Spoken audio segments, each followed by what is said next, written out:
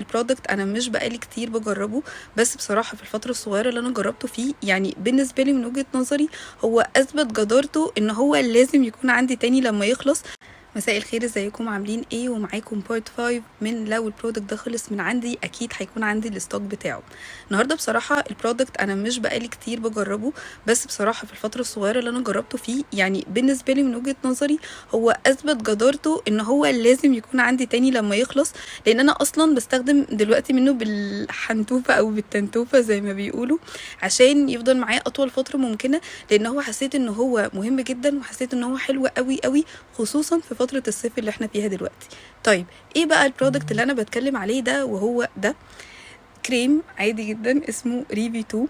كنت عامله قبل كده حلقه عن بانتينول وقد ايه ان هو حلو جدا جدا ومقدرش ان انا استغنى عنه، والحقيقه ان انا ضفت ده للمجموعه بتاعتي لان هو فعلا حلو جدا جدا.